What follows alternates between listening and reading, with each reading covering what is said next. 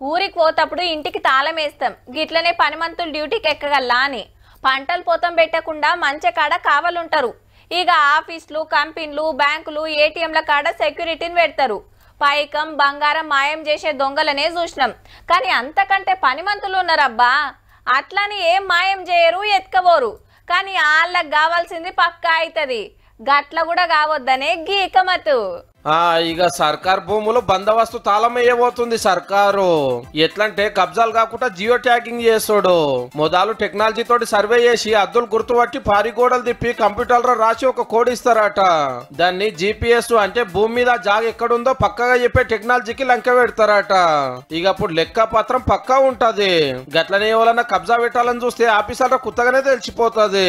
ఈ code computer లో కొట్టంగానే ఎంతున్నది, పక్కకు ఎవల భూమి ఉన్నది, ముంగట గుడి ఉందా, బడి ఉందా, చెరువు ఉందా, చెలుకుందా అని వివరాలు మొత్తం చూపిస్తూనే ఉంటది. ఇక చేయవలసిందే మరి. ఖాళీ జాగా కనబడితే పాపం మా తాత జాగిరన్నట్టే దొంగ కాయిదాలు ఒట్టిచ్చుడు, ప్లాట్ కొట్టి అమ్మేసుడు. పురంబొక్ భూములు, వాగులు, చెల్లు పొతం పెట్టబట్టిరి. హైదరాబాద్ కానుకొనున్న రంగారెడ్డి, మేడ్చల్, సంగారెడ్డి, యాదాద్రి జిల్లాలను అయితే మరి భూములకు మస్తు రేట్లు ఉండే వరకు దందా జోరుగా నడిపిస్తురట మోతవాళ్ళు. ధరణి ఏవటికే గిసొంటి భూములు ఇప్పటికే 25 లక్షల ఎకరాలు పట్టాలు చేసుకుని నలుగురు పుట్టిండ్రు. ఇట్లనే ఇడిచిపెడితే సర్కార్ భూమే లేకుండా అవుతుందానికి జియో ట్యాగింగ్ ఉపాయం చేస్తున్నారు అన్నట్టు.